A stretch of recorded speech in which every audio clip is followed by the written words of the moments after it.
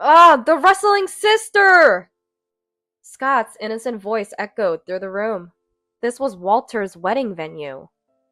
Mary is petite and clearly doesn't wrestle.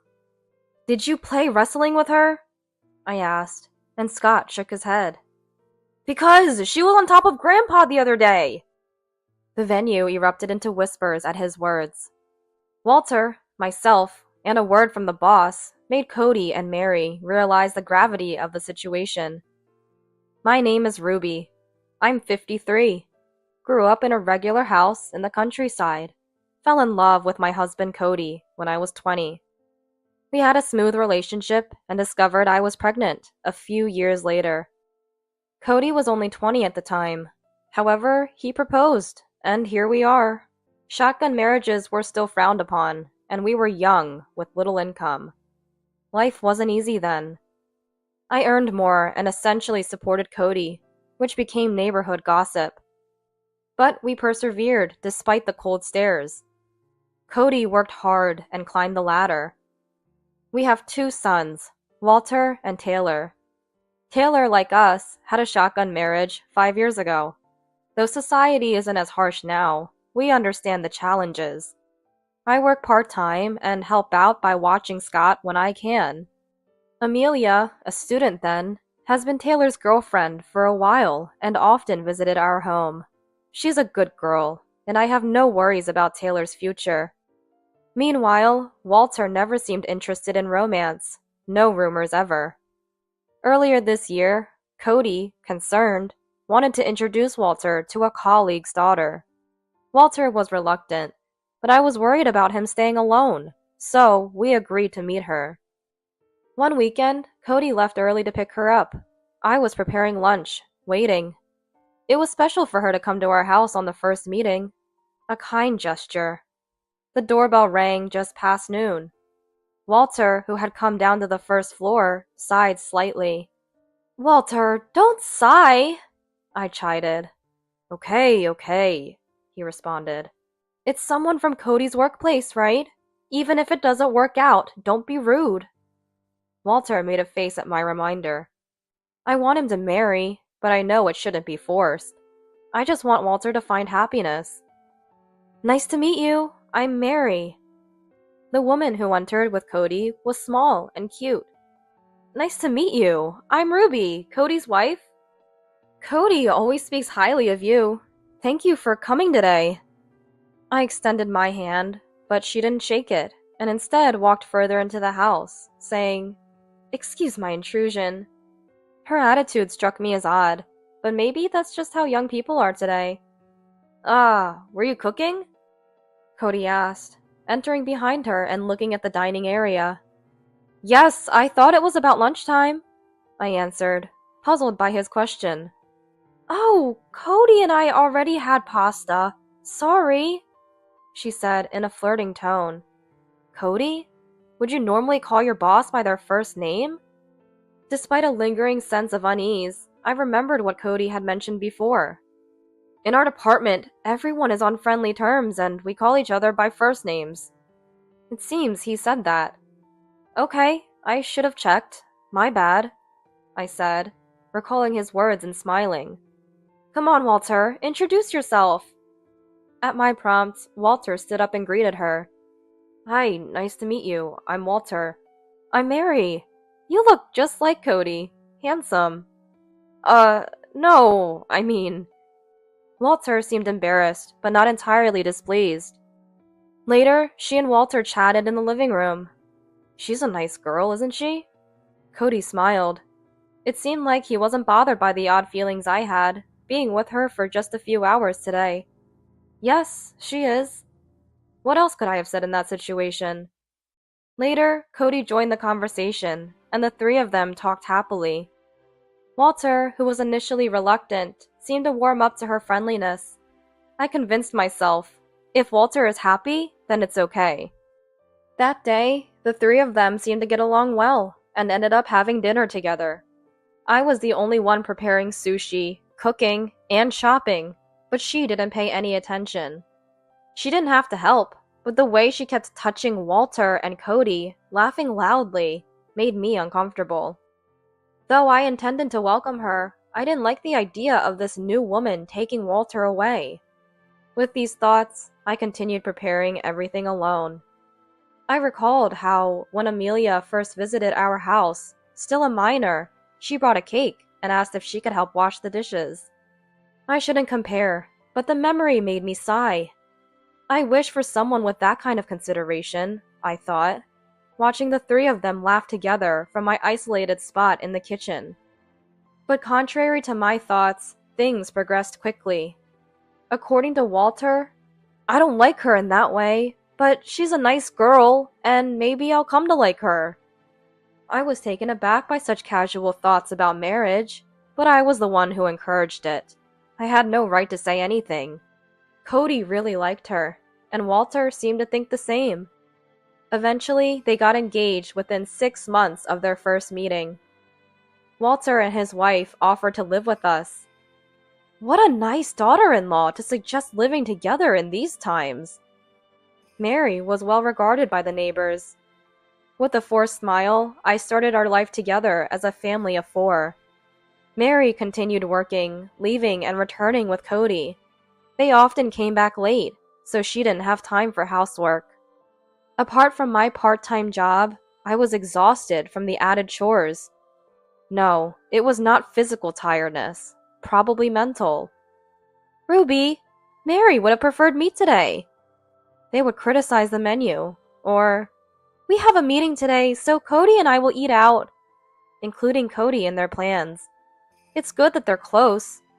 However, I'm sure she's having Cody treat her to fancy meals. Mary, we need to save for the wedding, I would say, only for Cody to reprimand me. Mary is still new to our home and is trying to adjust. It's okay to dine out with her occasionally. Besides, I'm the one paying, so she's not spending any money. Cody reprimanded me. Despite my displeasure with this, Cody didn't seem to notice.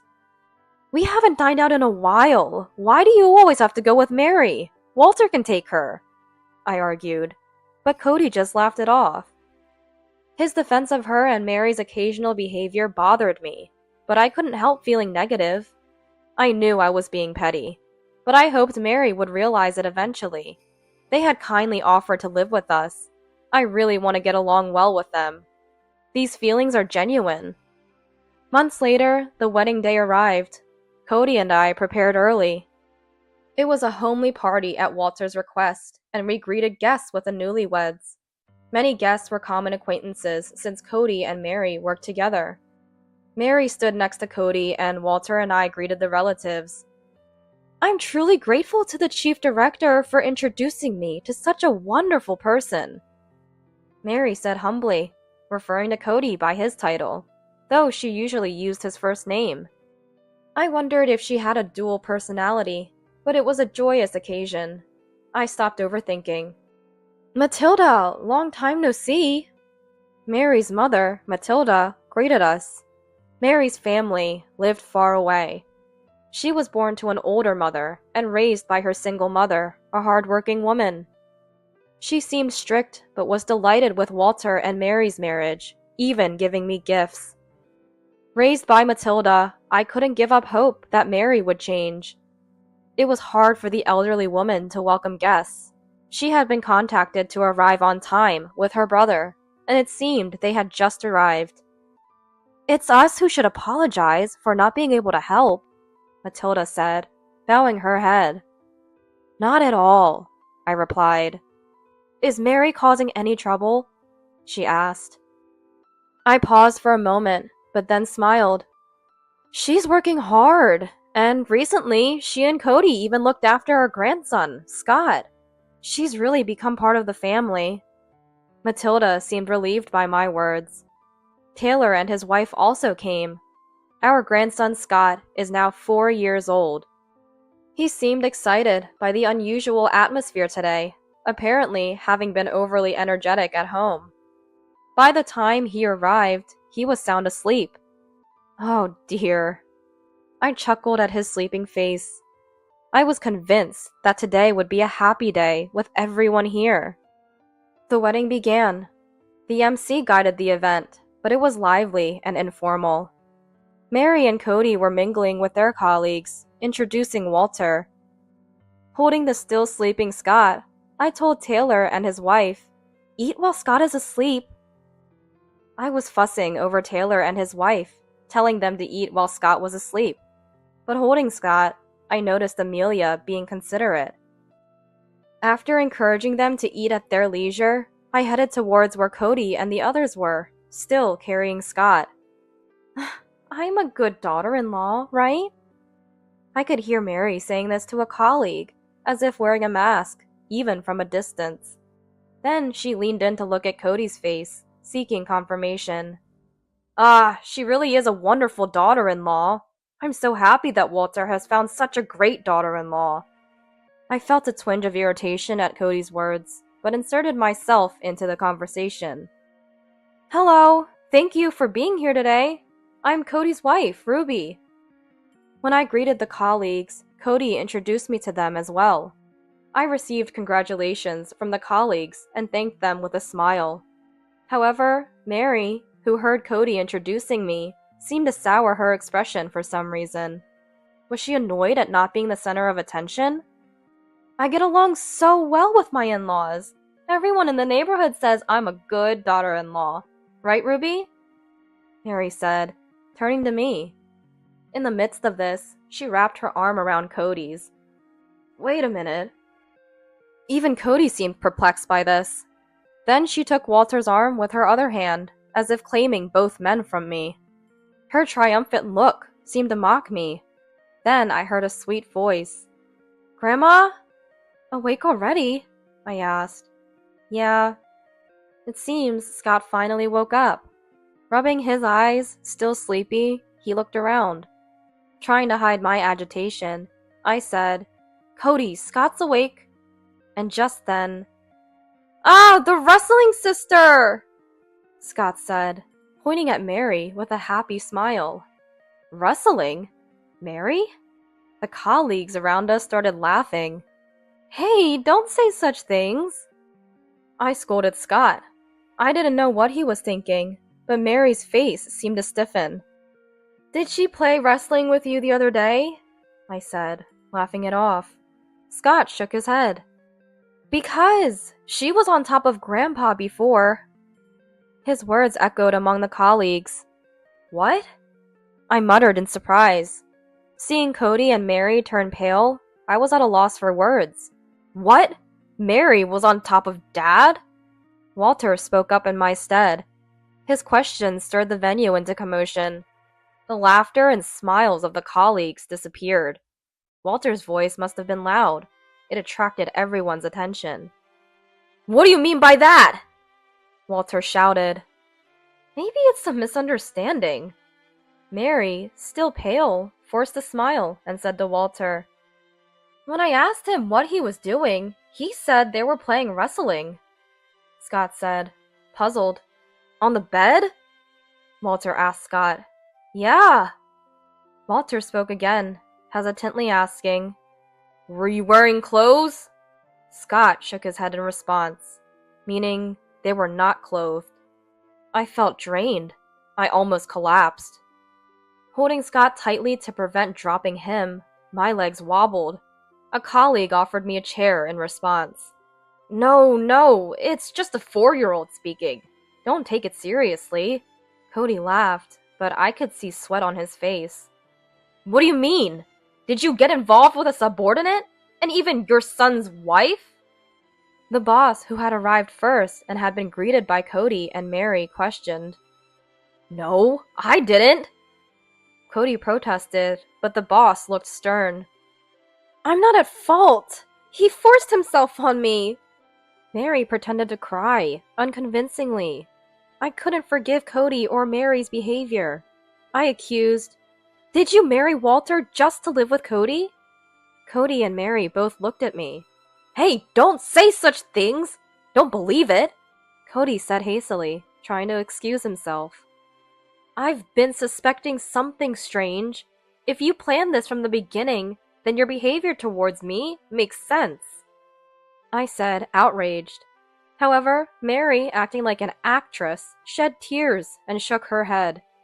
Ruby, that's terrible! Who's really terrible here? Both of you! Get out of the house! Walter defended me. You're not wanted at the company either. We don't need people who disrupt the order. The boss added.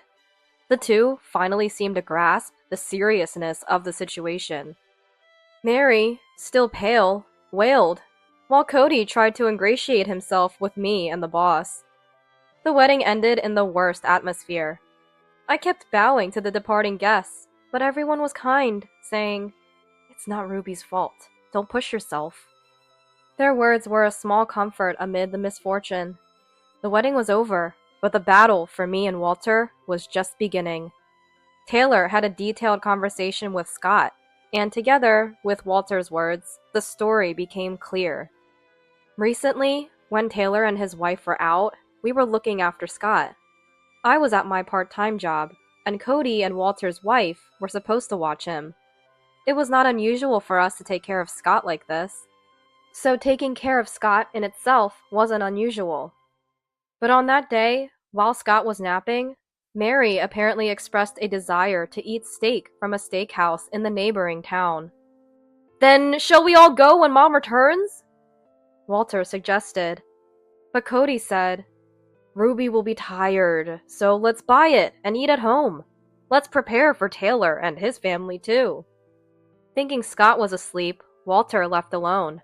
When Scott woke up from his nap, he peeked into the bedroom upon hearing Cody's voice. What followed was as everyone guessed. Scott witnessed them, and they made up a ridiculous excuse of playing wrestling, even telling him not to tell anyone. At the wedding, Scott, still half asleep, had forgotten about the promise. Walter, Taylor, and I confronted Cody and Mary with this information. "It was against my will!" Mary kept saying. "So should we go to the police?" Walter's suggestion silenced Mary, her face turning pale. "Ruby, haven't we always overcome everything together?" Cody pleaded with me. It seemed he didn't want a divorce. "Yes, that's why I never expected to be betrayed like this," I retorted. "I just gave in to impulse." Cody kept his head down, but Mary seemed displeased with his words. "Wait, what? Gave in to impulse? Weren't you the one who said to marry Walter because you wanted to live together but couldn't divorce?" Mary burst out angrily. Her words were inconsistent, sometimes denying, sometimes affirming. They seemed to have reached their limit with lies. The more they talked, the less their stories aligned. My sons and I sighed heavily at them. Seeing us, Cody and Mary bowed their heads again. It was truly pathetic. Was this the Cody I knew? I felt like crying. "Anyway, pack your things and leave," I said. "Ruby! Ruby!" Both of their voices overlapped. "Don't call me by my name!" Even hearing my name from them was nauseating. "For the divorce settlement, Mary owes me $20K, Cody owes me $10K, and Cody owes Walter $20K. Mary owes Walter $10K. A total of $60,000. I will make sure to claim it." They turned pale. Their hands trembled as if frozen. "That's not enough for what Scott saw. Demand compensation for him too, Taylor." Walter spoke to Taylor. "Yeah, the hurt Scott has can't really be compensated with money. Don't forget that." Taylor added. Cody bit his lip deeply. There might still be some awareness in him of being a grandpa, but even that awareness, just for today. "Also, the mortgage of this house is mine. The ownership is mine. I have no obligation to let you stay, so this isn't a joke." They must have realized our seriousness. Despite my irritation at their silence, we must have inflicted at least half the damage we suffered. Walter and I looked at each other and laughed at the ridiculousness of the two. Eventually, the incident spread throughout the company, and they were forced to resign. Their severance pay, being joint property, was properly divided in the divorce. They had to borrow from relatives to pay the settlement. Everyone at the wedding was disgusted with Cody. I wondered if anyone would lend him money. Mary received an apology and payment from Matilda. Matilda, though deeply distressed and elderly, came to apologize, and I couldn't say anything against her kindness. Though she paid, it seemed she was cutting ties with Mary. There was a request to return to her parents' home because she lost her job. But she was told, "I don't know a child like you," and was dismissed. She is an adult now. She should take responsibility for herself and live her life properly. And as expected, the relationship between Cody and Mary didn't work out. They broke up. I heard rumors they were bad-mouthing each other, but I truly didn't care. Then, the life of just Walter and me began. It's a stress-free, happy, everyday life.